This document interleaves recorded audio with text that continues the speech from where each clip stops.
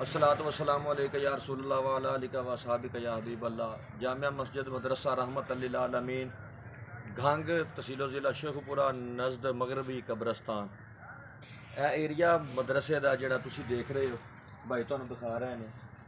यह बंदा नचीज़ ने अपने घर की रिहाइश मस्जिद और मदरसे के नाम से वकफ की सी, जो कि इस वक्त काम रुकिया है और नोयत इत्थों तक पहुँच गई है कि इत्थे मस्जिद का एरिया जिहड़ा तुसीं देख रहे हो, इत्थे जानवर पेशाब कर रहे हैं, इत्थे बंदे कूड़ा सुट रहे हैं।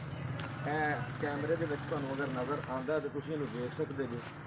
और जानवर तो जानवर रह गए, बंदे इत्थे पेशाब कर रहे हैं। इत्थे बिल्कुल नज़र आ रहा वाज़िह तौर के उत्ते जिहड़े बंदियां नूं गिरजे ढैन के उत्ते तकलीफ होंदी है तो गिरजियां के नाम के उत्ते लोग बोलते हैं।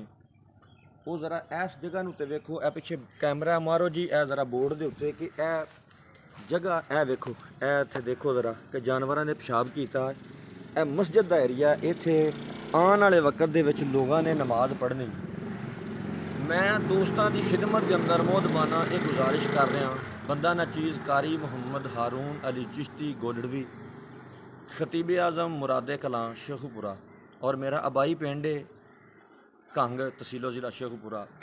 यह अपनी ज़ाती प्रापर्टी है जिहड़ी मस्जिद और मदरसे के नाम से वकफ की है। मस्जिद के नाम का बोर्ड लगा है, लेकिन इसके बावजूद मस्जिद का एरिया हुण इस वक्त अपने कोल हिम्मत नहीं, तौफीक नहीं है कि जितों तक करवा सकते सी काम करवाया, अगे तौफीक नहीं।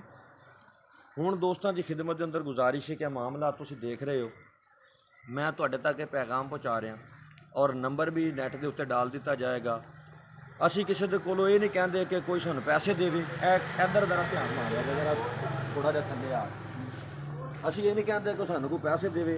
घंग पिंड तहसील ज़िला शेखुपुरा माछीके दे नाल पिंड, इत्थे आके कोई अपने हत्थां नाल कोई बंदा इट्टां, कोई पंप का बोर, कोई बंदा बिजली का मीटर अपने हत्थां नाल काम शुरू करवाओ। खुदारा ये तुहाडे अगे रिक्वेस्ट है दोस्तों के अगे जिहड़े मेरी वीडियो वेख रहे हैं, और दूसरा जिदे तक वीडियो पहुँचे अपने ग्रुप दे विच इनू शेयर भी करे और अपनी ID तो अपलोड करे कि वेखो मुसलमान और मुसलमाना की खिदमत के अंदर एक गुजारिश है और अपील है कि सानू दूसरे मज़ाहिब जिहड़े ने उन्हां दे नाम तो सानू बड़ी तकलीफ होंदी है, लेकिन एक जगह जिहड़ी ऑलरेडी मस्जिद के नाम से वकफ हो रही है, हो चुकी है, ਉਹਦੇ ਵਿੱਚ लोग पेशाब भी कर रहे हैं, जानवर भी पेशाब कर रहे हैं। जिन्हां तक मेरा पैगाम पहुँचा उन्हां सारिਆਂ की खिदमत के अंदर गुजारिश है कि इस चीज़ के उत्ते नोटिस लो और जो भी तुहाडे कोल तौफीक है तावन फरमा के सवाबेदार रहना हासिल करो। अल्लाह ताला सब नूं तौफीक अता फरमाए।